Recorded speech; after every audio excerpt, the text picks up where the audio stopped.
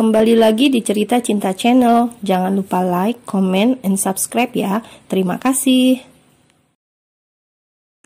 Lia tidak pernah tahu bahwa ia akan dipertemukan lagi dengan orang dari masa lalu saat dia mencoba melupakan segalanya dan mulai terbiasa menerima luka masa lalunya.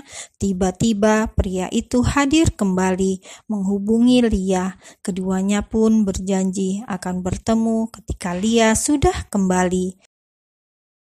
Sampai hari yang dijanjikan, di mana kala itu Lia sedang off kerja di sebuah kota di Pulau Kalimantan. Keduanya berjanji bertemu.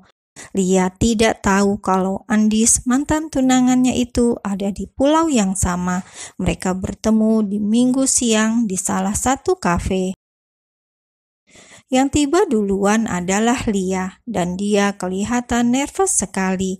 Lama hilang kabar. Sebenarnya dia penasaran juga, meskipun menyimpan rasa kecewa yang begitu besar pada laki-laki itu.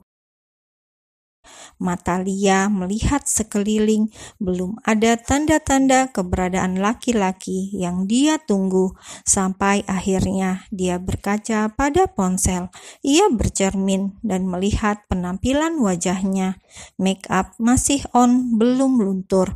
Bahkan dia kelihatan jauh lebih glowing daripada beberapa tahun yang lalu.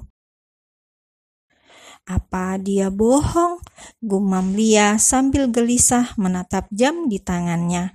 Sudah 1/4 jam dia menunggu dan mantannya itu tak kunjung datang.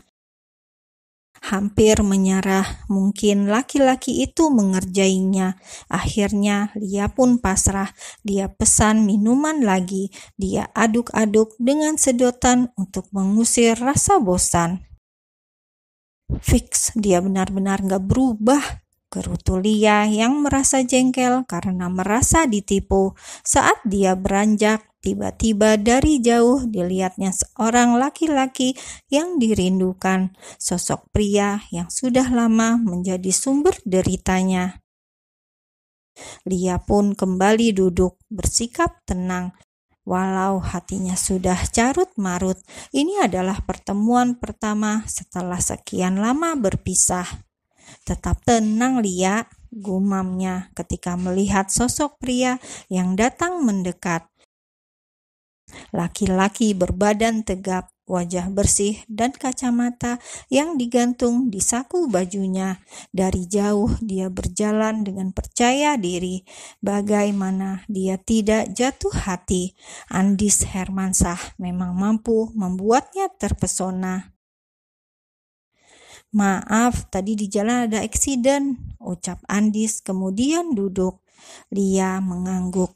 Andis kemudian memanggil pelayan. Ia pesan minuman sendiri karena Lia tidak memesankan minum. Setelah pelayan pergi, dia kemudian mengatakan maksud hatinya. Tapi sebelumnya basa-basi dulu, bertanya kabar. Bagaimana kabarmu? Baik, jawab Lia singkat. Syukurlah, kata Andis lalu mengeluarkan sebuah kertas dari dalam tas. Pria itu kemudian mengeluarkan pulpennya dan mulai berbicara serius. Aku mencarimu sejak lama, dari tahun kemarin. Aku dengar kamu masih di Kalimantan. Ini aku ngajuin cuti untuk ketemu sama kamu, ucap Andis dengan ekspresi datar, bukan seperti mantan kekasih yang lama berteman, kemudian tumbuh benih-benih kerinduan. Dia kelihatan formal dan sedikit acuh. Hal itu membuat Lia kesal. Ternyata waktu banyak sekali merubah segalanya. Cinta yang dulu tumbuh subur seolah hilang, gersang tidak bersisa. Apa ini? Tolong tanda tangan di sini, aku butuh tanda tangan kamu. Lia melihat berkas tersebut. Ini apa? Tanya Lia sekali lagi karena tiba-tiba suruh tanda tangan. Dia kan bukan artis. Andis menghela nafas dalam-dalam kemudian mulai menjelaskan. Ini surat kuasa. Kamu ingat kan dulu saat kita masih pacaran? Ini tentang rumah yang akan kita tempati jika kita sudah menikah. Aku memang yang beli dan yang bayar, tapi dulu aku beli atas nama kamu. Sekarang aku ingin jual. Aku harap kamu mau tanda tangan. Dahi Lia seketika mengkerut. Dia baru tahu tentang hal itu. Lia masih tertegun. Dia dikejar sampai Kalimantan hanya untuk surat-surat ini, bukan untuk hal lain. Apa-apaan ini, Dis? Tanya Lia yang protes. Bukan karena ingin hak rumah itu, bukan. Dia hanya ingin dihargai dan minta kejelasan kenapa pernikahan mereka batal. Tidak ada maksud apa-apa, aku hanya ingin menjualnya. Setelah anakku lahir, kami akan pindah, ucap Andis tanpa beban. Perih sekali mata Lia, jawaban Andis sepertinya pedang yang menusuk langsung ke ulu hatinya. Emosi, Lia langsung tanda tangan, kemudian beranjak. Puas sekali Andis mendapat tanda tangan, karena selama ini sertifikat bukan atas namanya, dan itu membuat istrinya cemburu, sampai ia mencari Lia kemana-mana. Sementara itu, Lia langsung mengemudi dengan perasaan yang kalut. Kenyataan Andis sudah melupakan semuanya, bahkan akan memiliki anak cukup membuatnya terlempar dari kenyataan.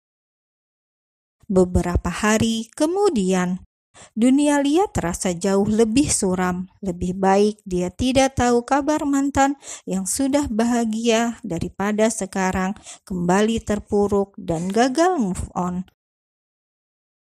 Sampai suatu hari atasan Lia memanggil karena pekerjaan Lia sangat buruk. Lia yang profesional mendadak pekerjaannya kacau balau sampai dia dimarahi atasannya. Pulang kerja, dia langsung ke rumah, tanpa mandi, tanpa makan, langsung naik ke atas ranjang. Hingga pukul 9 malam ponselnya berdering. Kali ini panggilan telepon, bukan video call seperti biasanya. Ya? Sedang apa? Tanya pria yang ada di seberang telepon. Siapa lagi kalau bukan Mas PNS? Mau tidur, jawab Lia datar. Oh, oke, maaf ganggu. Telepon pun diputus oleh Lia karena sekarang sedang galau. Begitulah sikap Lia selama ini. Di PDKT-in sama Arman selalu mental. Hingga tiba hari di mana dia harus kembali pulang untuk acara manten anak pamannya. Rasanya dia berdoa, semoga dia sakit hari itu agar tidak bisa pulang. Namun tubuhnya ternyata sehat walafiat. Mau tidak mau dia pulang hari itu. Setelah menempuh perjalanan jauh, akhirnya Lia tiba di bandara. Katanya Asih yang menjemput, tapi dia sangat kaget karena yang datang malah sosok laki-laki yang suka caper padanya selama ini. Lia, panggil laki-laki tersebut, dan Lia terpaksa tersenyum dengan paksa. Pasti ibu yang nyuruh, rutuk Lia dalam hati. Sini, aku bawakan. Pria itu langsung merebut koper dari tangan Lia. Nggak usah, Mas. Nggak apa-apa, kamu pasti capek, ucap laki-laki yang memakai seragam coklat tersebut. Nggak kerja, Mas. Izin sebentar, ucapnya. Izin. Iya, kerjaan sudah beres, minta gantiin teman sebentar. Kasihan kamu nggak ada yang jemput, ucapnya ramah. Astaga, pria ini baik sih, ganteng, tapi kenapa nggak masuk ke hati sama sekali? Gerutu Lia yang masih belum ada chemistry dengan sosok pria yang dijodohkan oleh ibunya tersebut. Sampai di perjalanan pun, Armannya rocos panjang lebar, dan Lia hanya menjawab ham-ham saja. kediaman orang tua Lia. Bu Damri langsung heboh sendiri, apalagi di sana pas kebetulan ada keluarga besar mampir di rumah. Nah, itu Lia pulang. Sama siapa? Celetuk tante-tante Lia yang selama ini kepo, punya keponakan kok nggak nikah-nikah. Sama anaknya Pak Lurah, ucap Bu Damri sedikit bangga atau sedikit sombong. Masa? Semuanya tidak percaya, tapi setelah Arman turun dan membawakan koper Lia masuk ke dalam rumah, Arman langsung jadi pusat perhatian. Padahal yang keponakan mereka dan baru saja tiba adalah Lia, tapi gadis itu malah diacuhkan. Pacarnya Lia, celetuk tantenya Lia. Lia langsung melotot, sedangkan Arman hanya melempar senyum ramah. Doain saja tante, ucap Arman.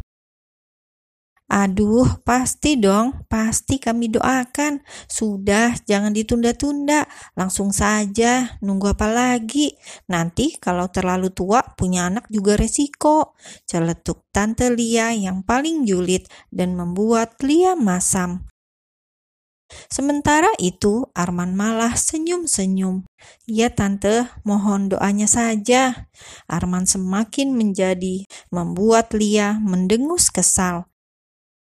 Tidak mau mendengarkan mereka bicara yang tidak-tidak, Lia permisi ke belakang. Di dalam, Bu Damri mengikuti dan Lia langsung protes pada ibunya. Bu, semuanya jadi salah paham. Bu Damri melengos, ia pura-pura menyiapkan minum. Kami nggak ada hubungan apapun, Bu. Nanti semuanya dengar. Bu, protes Lia. Sudahlah Lia, nah Arman kurang apa lagi? Kamu mau cari model suami yang bagaimana? Ganti Lia yang membuang muka. Jangan paksa Lia menikah, Bu. Lalu kamu mau jadi perawan tua selamanya? Lia mulai menangis saat ibunya berkata seperti itu. Tidak mau berdebat, ia langsung keluar dan berpapasan dengan Arman. Pria itu menyadari ada yang tidak beres, kemudian mengikuti Lia sampai depan pintu kamarnya. Lia, di dalam kamarnya, Lia menghela nafas dalam-dalam, kemudian mengusap wajahnya. Klek, dia membuka pintu, lalu menatap Arman dalam-dalam. Mas suka sama Lia, tapi Lia gak suka sama Mas, ucap Lia kasar. Arman menelan ludah, kemudian mencoba tersenyum meskipun kelihatan hambar. Saya tahu, kata Arman tenang. Lia tertegun, kemudian mendongak menatap laki-laki yang jauh lebih tinggi daripada dirinya. Tapi mari kita coba, ucap Arman lagi. Entahlah, saat menatap Lia pertama kalinya, sepertinya dia sudah jatuh hati pada pandangan pertama.